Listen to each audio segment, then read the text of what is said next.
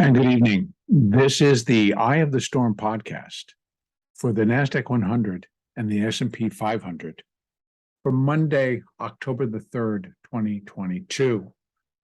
It was actually a very interesting Globex session, and then which rolled into the US session today. And the market basically did go down and dip below and got to a low of 10,891, I believe. 10,891. And as it still happens, it hit a fib target as well. We're going to go over that in a second. So, but the market then spent and rallied. It didn't necessarily perform that V that I like to see, which would indicate a much larger type of recovery, but there's always tomorrow. But where I want to start right now is I want to take a look at the weekly chart, and look at that big picture to kind of update where we are and what is still hanging in the balance to complete, and that the targets, as I've been using all along via Fibonacci extensions. So we've had primary A and primary B. We're mapping out primary wave C. It's a decline. Within it are 5 waves of intermediate degree, which are unfolding as cleanly as they can. And what we've gotten so far is that here on an Elliott basis, intermediate degree 1, so intermediate 1 of primary wave C measures 1,820. And then here, as marked, so in other words, if yesterday's Globex low completed all the sequences down to the intermediate third wave, then that intermediate third wave would be 2,096 points. So right now, 3 is the longest wave. It fits cleanly. But it also tells us that this bounce may be an intermediate fourth wave, and we could get back to, I believe, right into this area, 11,563, maybe a little bit higher. So it's not a whole lot more, but it is in a way. But that could be over the next several days to a week. So it's because it's intermediate degree. In any case, downside still measures out when we put in the extensions for primary wave C, which is the full decline of 5 waves of intermediate degree. Still to come, if this is the 3 and it stays in place, we have an intermediate fourth wave, and then we have an intermediate fifth wave, and it's that intermediate fifth wave that I still will be looking for at least 8,040 in this area down here, which suggests, again, from our current level, it's another 2,000 points. So wave 5 could come in equal to wave 3. It doesn't matter. Wave 3 is not the shortest wave. So it does give that flexibility to the fifth wave. And those are the ones in this size of a degree that I'm looking for the most destruction from in terms of what happens to these particular markets. So far, primary C is it's about 3,900 or 3,900 points thus far. And if we add another 2, so we've been looking for it to get to. Now, one more out. What I've been looking for it to get to right now is eventually this fourth wave, which is the initial pandemic low, and it was at 6,645 approximately. No, 6,628. And that was back in March of 2020. So, but at that low, in this area, right, in this area, I am looking for primary wave C to complete, and then that's going to complete cycle wave A.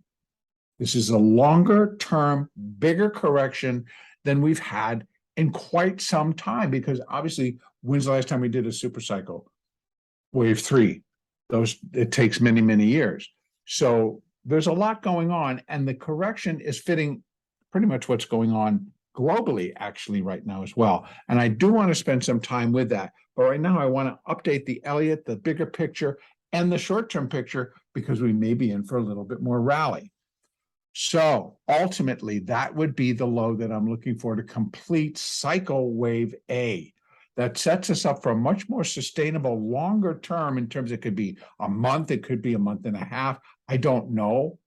Things have been unfolding pretty quickly. And so I don't know if it'll slow down, but I would expect it to go up much higher. And that's from down here to go again back up into these upper ranges before you, as a cycle degree B wave unfolds, and then we get a cycle degree C wave. So if this is destructive, a total of maybe 5,000 or 6,000 points, it just the C wave itself. Now I'm going to multiply it by a lot more when it comes off in a cycle degree C wave. Now that's not next week, that's not tomorrow, that's not next year, that's out there.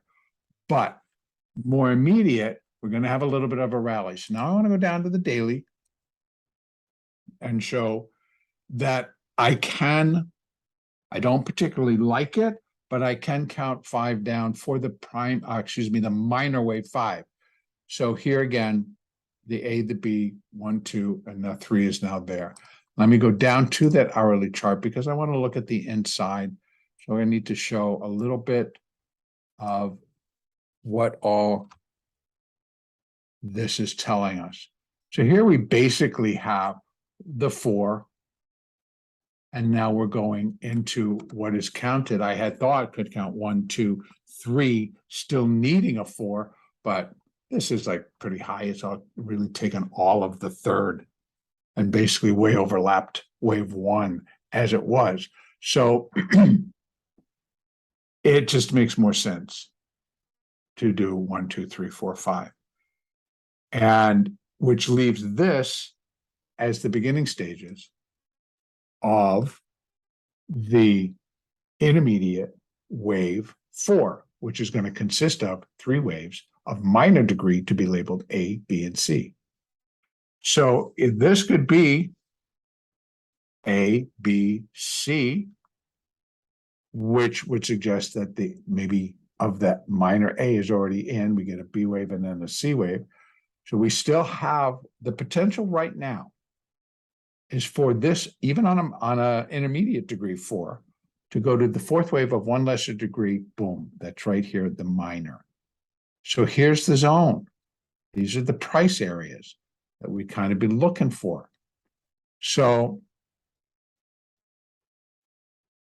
I would be considering that we could get up to 11,600 in that area. Basically almost maybe between like 11,560 and 11,600. In the way are going to be these 200s.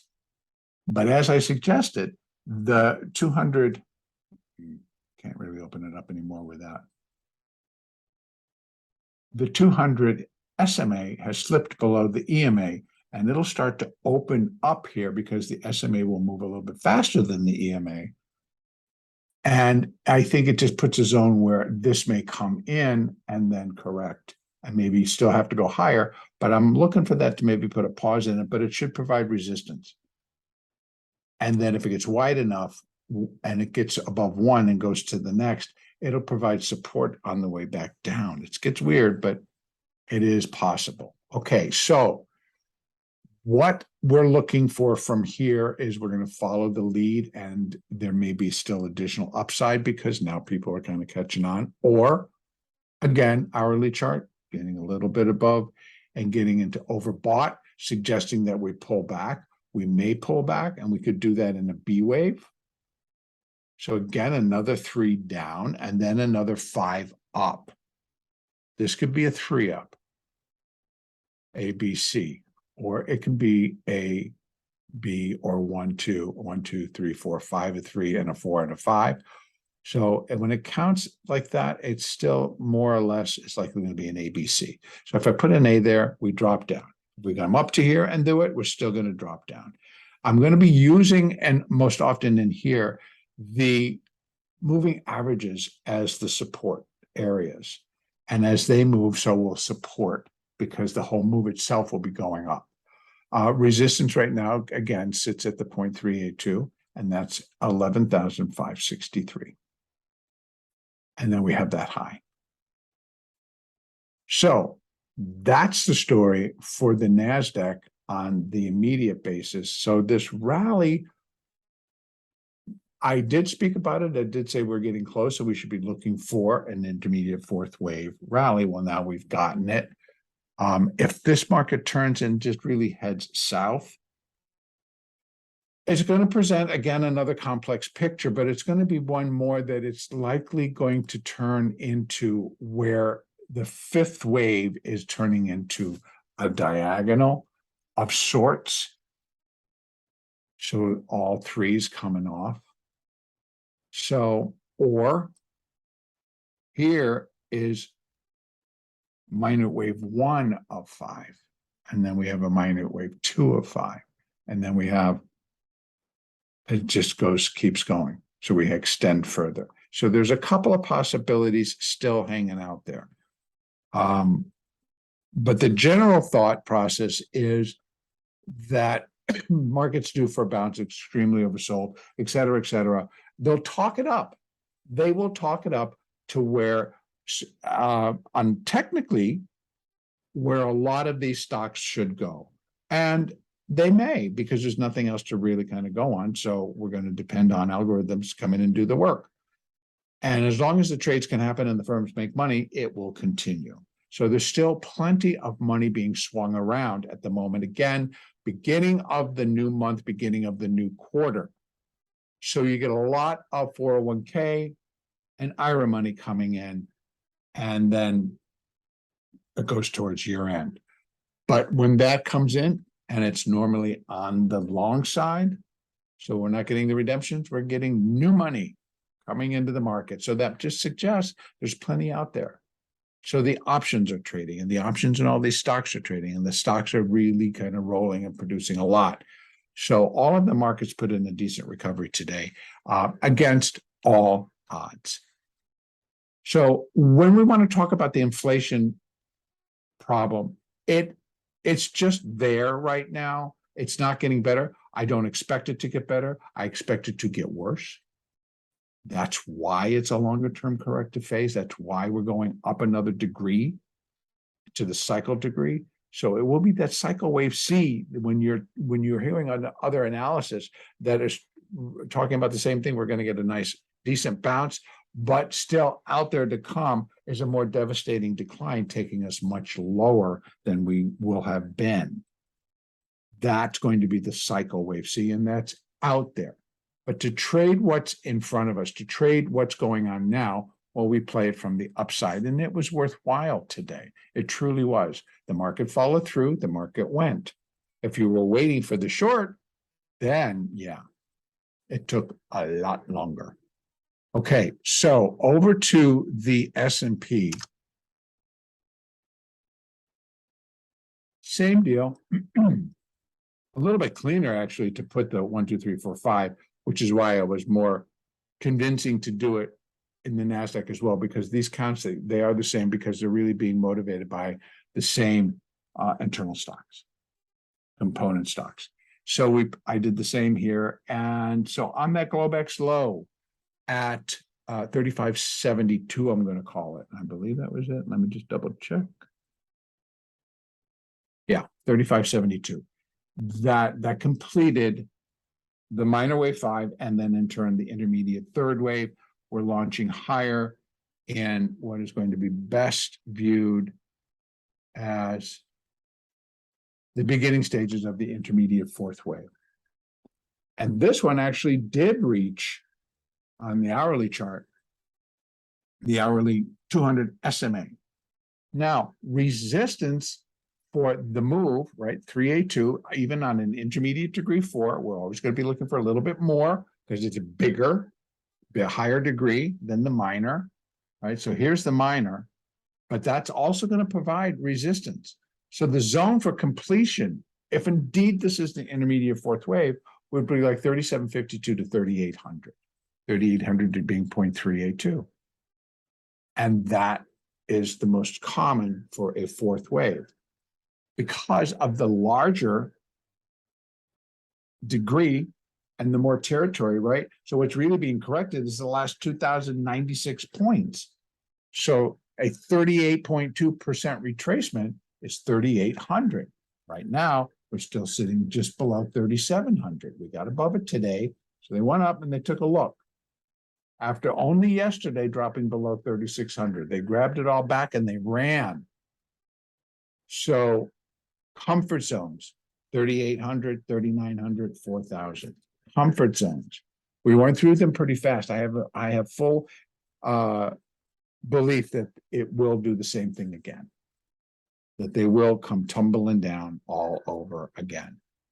Now, S&P for tomorrow, again, it could be an ABC up to here. We'll call it wave A. We got a B wave. B wave is probably 50 to 62%.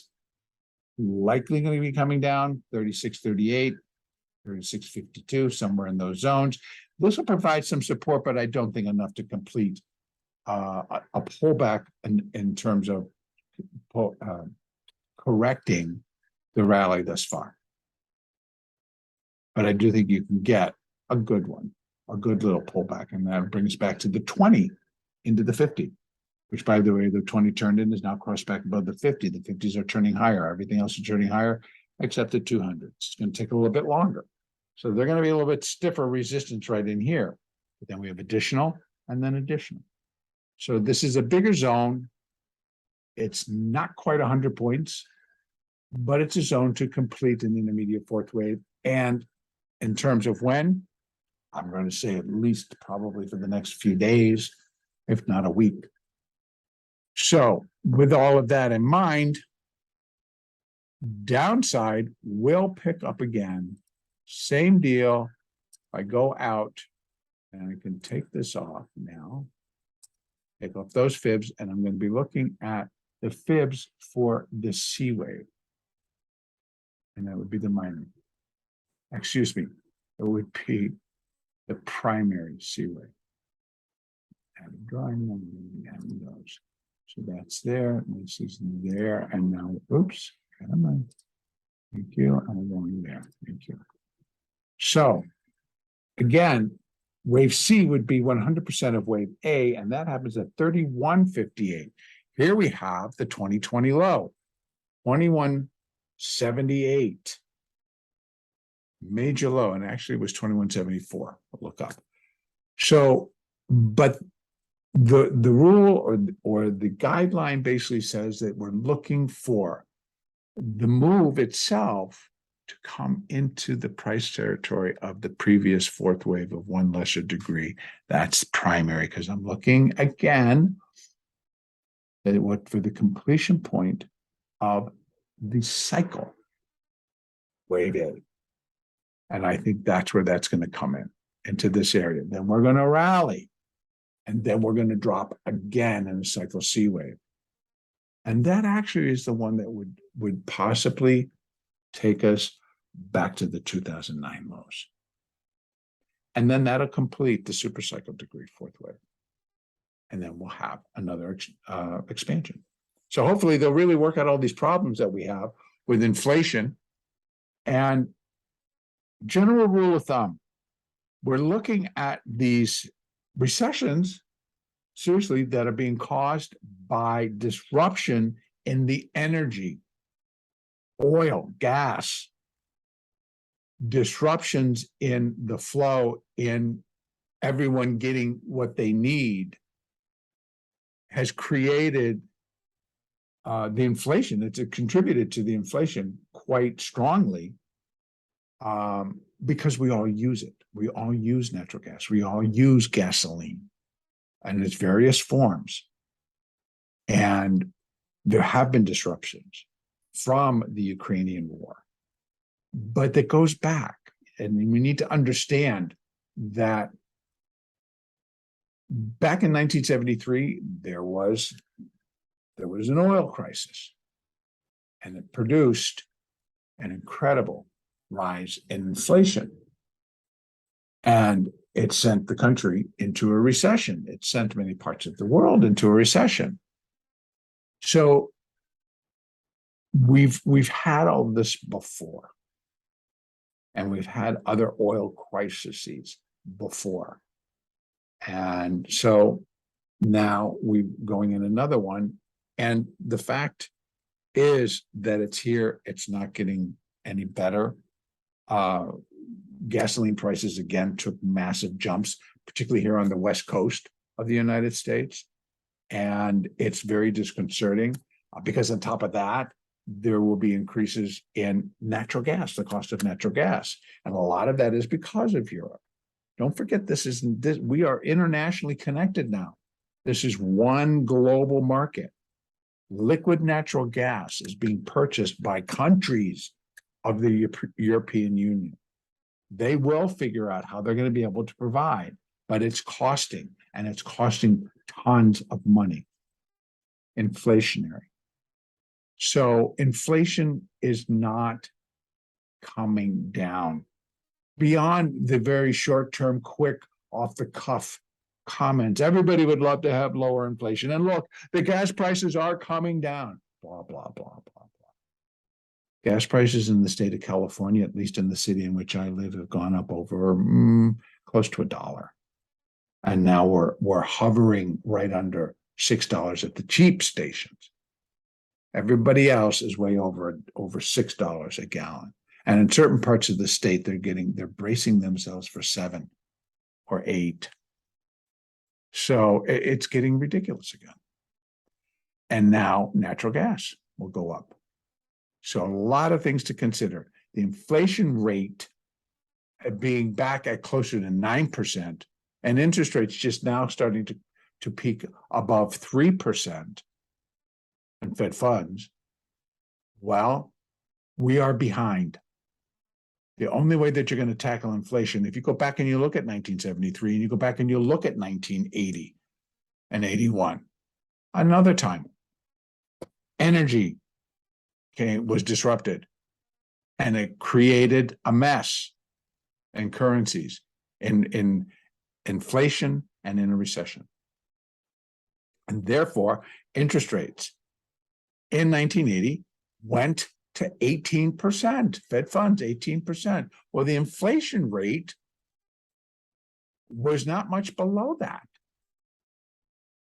So that's how far they had to move it up to tame it, to get it out of the way. Right now, well, yeah, okay.